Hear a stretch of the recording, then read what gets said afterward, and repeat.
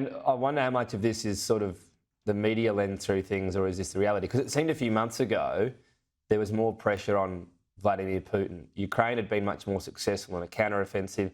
Putin, as we sit now, is still a mile off what he thought was going to be, taking Ukraine as a country, and he's not making any progress, Russia or not. Is there still pressure on him? The Wagner group, the aborted coup, if you like, that seemed to be the maelstrom for Putin, and now the sort of talk is more about, what's happening to the Ukraine counteroffensive. Is there still pressure sitting there for Vladimir Putin? Oh, absolutely, and particularly because the Russian model relies on large amounts of expendable people dying at the front in order to defend the, let's face it, pretty limited gains that Russia's been able to make in Ukraine since February last year. And when that demand for people continues to rise, the types of people who will be sent to the front are those from positions of power and influence in Russia. So Moscow, St. Petersburg, not just from ethnic minorities.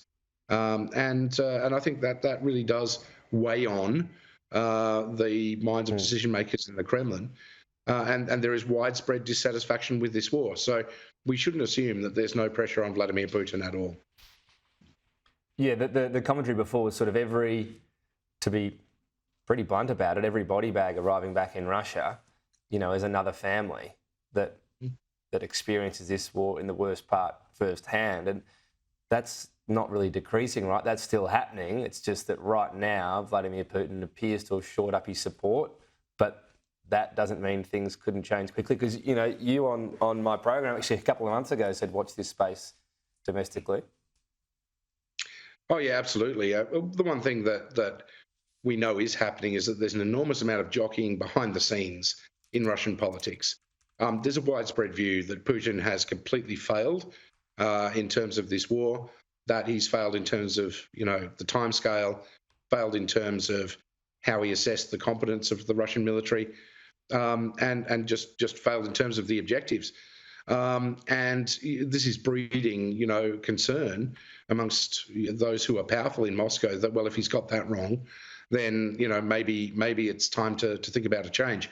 So there is that jockeying that happens behind the scenes. The question is, what kind of incentive do those people have to actually take action?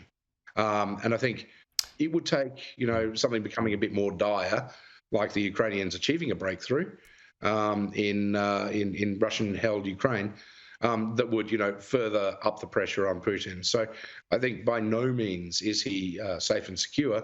And in fact, that fragility, the longer this war goes on, is probably likely to increase as well. Just finally, to ask you about the long-range missiles Australia announced it's buying. When you look at the capability we're shaping up to get in this area, is it something that almost gives us a sense of autonomy, that we're defending ourselves, or is this more about contributing to a sort of regional arsenal, if you like, alongside the US and playing our bit? What's the realistic capability we get out of this, if you like? Yeah, look, I think it's both, Tom. It's, gives us a sort of sovereign capability. We've ordered 200 Tomahawk cruise missiles. That's been on the cards for a while. And I think that makes Australia one of only a handful of nations who operate a cruise missile with 1,500 kilometre radius. And that's quite significant. But then again, in order to protect Australia's lifelines, which are all via sea, you need that range to be able to do so. So I think there's a fair portion of it that's about, sort of littoral defence of Australia, but also a fair portion as well that's said, okay, Australia's developing a force that's interoperable with the US military, and that gives Australia some degree of capability there rather than just be, sort of in a support role. So I think this broadens our overall capabilities and also broadens the options that we have if, in fact, the strategic situation within the region becomes really, really dire. Matthew, so it's always good to chat. Thank you.